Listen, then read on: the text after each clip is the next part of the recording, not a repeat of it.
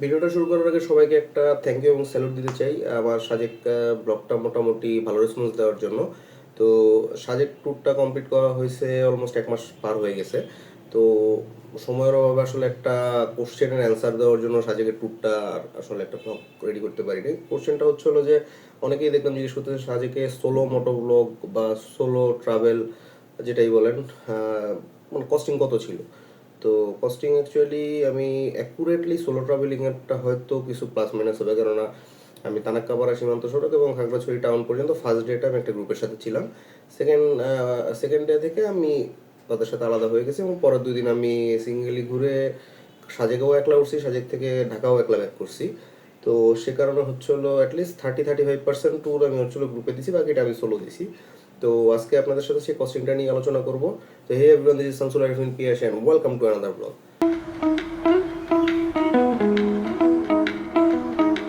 তো কস্টিং এর বিষয়ে বাইকারদের ক্ষেত্রে প্রথমেই যেটা আসে আমাদের ক্ষেত্রে, সেটা ফুয়েল কস্ট না। এটা যদি আপনারা চিন্তা করে থাকেন fuel cost, that will be wrong.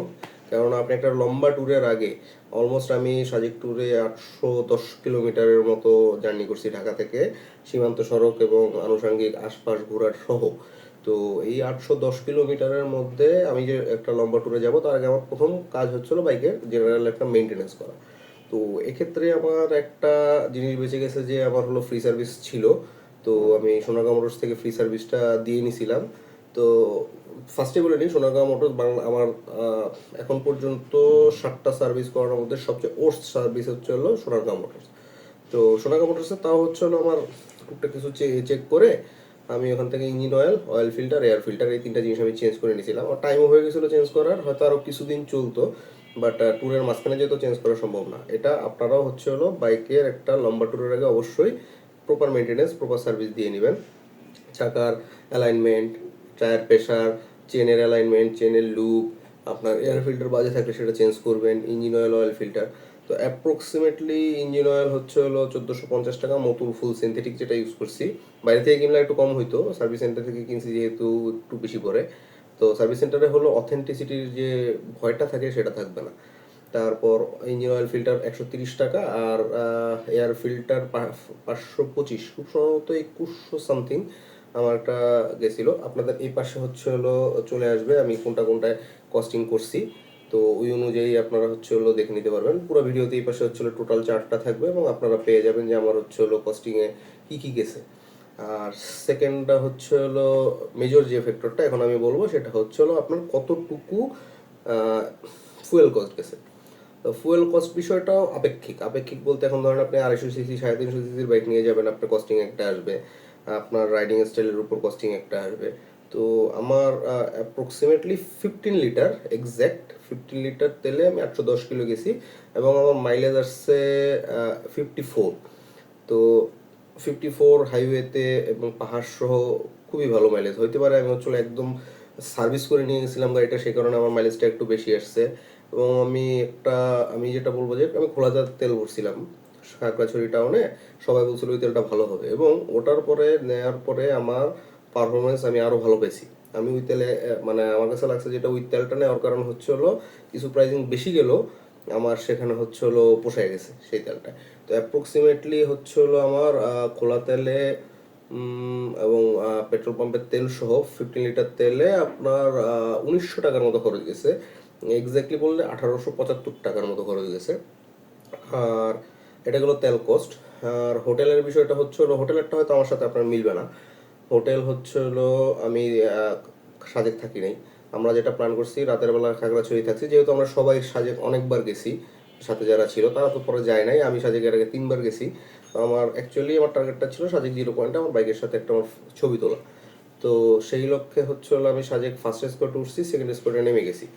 তো সেই কারণে আমি আসলে এক্সট্রা কস্টটা সাজেকে করতে আমার ইচ্ছা করে নাই, শুধু শুধু হোটেল কস্ট দেওয়ার। তো আমি নিচে হচ্ছে হলো গ্রুপে ছিলাম আমরা, যেই রুমে সেই রুমে আমাদের কস্টিং গেছে হচ্ছে হলো 1600 টাকা 4 জন। তো আমার কস্টিং গেছে 400 প্রথম নাইটে।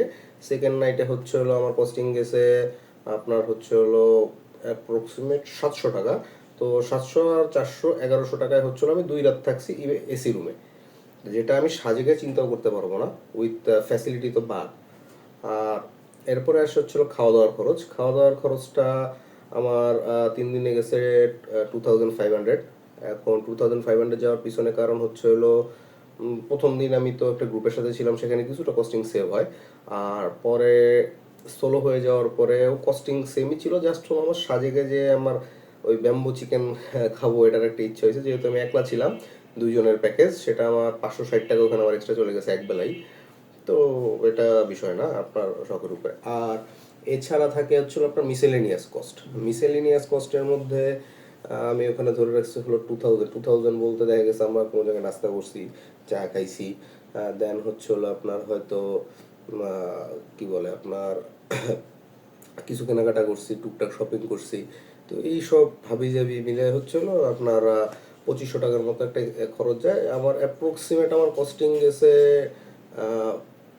10,000 টাকার আশপাশে। এখন এখানে আপনার যেটা আমি আপনাদের জন্য সাজেস্ট করবো, সাজেক যদি আপনি আগে যেয়ে থাকেন, সাজেক থাকার যদি ইচ্ছা না হয়, আপনি যদি সোলো যান, আপনার জন্য বেস্ট হয় হচ্ছে ফার্স্ট স্কোয়ার উঠে সেকেন্ড স্কোয়ারে নেমে আসা।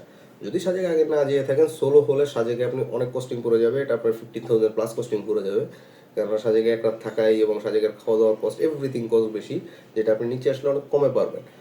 আর এটা একটা বড় সমস্যা, আপনি যদি উপরে থাকেন সাজেকে, সেক্ষেত্রে আপনার কস্ট অনেক বাড়বে। আমি যে কস্টিং দিলাম এই কস্টিং আপনি হবে না। আবার আরেকটা বিষয় আছে যে আপনি খাওয়া দাওয়ার কস্ট কমাইতে পারেন, এটাও একটা আছে। আপনার একটু নিম্নমানের হোটেল যদি থাকেন, খাগড়াছড়িতে কস্ট আরেকটু কমবে। বাট খাওয়া দাওয়ার বিষয়টা হচ্ছিল, ট্যুরে গেছি তো, ট্যুরে যে হচ্ছিল খারাপ খাবো বা ওই জায়গার খাবার দাবার খাবো না, এটা আমার আমার পার্সপেক্টিভে এটা আসে না। আমি সবসময় যেখানেই যাই হচ্ছে ওই জায়গার স্থানীয় বা লোকাল যেসব খাবার দাবার আছে এটা আমি খাবোই। তো ওইটা যদি আপনি মেনটেন করতে পারেন, সেক্ষেত্রে হচ্ছে হলো হয়তো খাবারের কস্ট আপনার হয়তো 200, 300, 400, 500 এদিক সেদিক হবে, এর খুব বেশি না। আমার হিসাব হচ্ছিল যদি আমি বাজেট ট্যুর একদম লো বাজেটেও ট্যুর দেই, তাহলে আমার কস্টিং অ্যাপ্রক্সিমেট আসবে 8,000 টাকা প্লাস আসবে। অবশ্যই আমি অ্যাকচুয়ালি এখানে বাইক মেনটেনেন্স ধরে নিছি, এটা আপনারা খেয়াল রাখবেন। আপনি যদি বাইক মেনটেনেন্স না করে নিয়ে যান, এর সাথে আপনার করতে হবে একই কথা। এসে করেন যে করেন একই কথা, কিন্তু একটা বাইক ট্যুরের আগে বাইকের প্রপার সার্ভিস দিয়ে নিয়ে যাওয়াটা আমার কাছে ম্যান্ডেটরি। হাইওয়েতে বা পাহাড়ে যেয়ে আপনি বিপদে পড়বেন, তখন আপনি এই সার্ভিস কোথাও পাবেন না।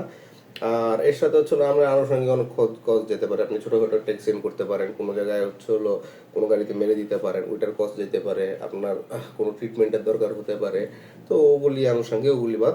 অ্যাপ্রক্সিমেটলি সাজেক হচ্ছিল সোলো ট্যুরে আপনি যদি বিলাসবহুলভাবে দিতে চান, খাগড়াছড়ি থেকে সাজেক থাকা যাবে না, উইদিন 10,000 দিস ইজ এনাফ, আপনি ঘুরে আসতে পারবেন।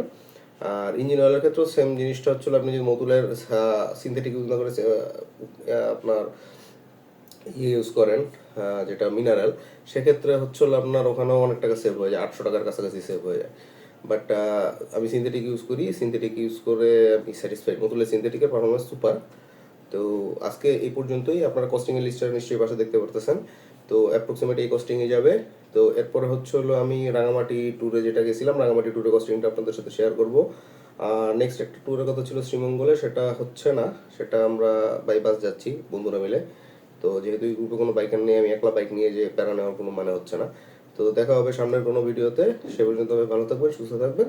সে পর্যন্ত বিদায়, খুদা হাফেজ।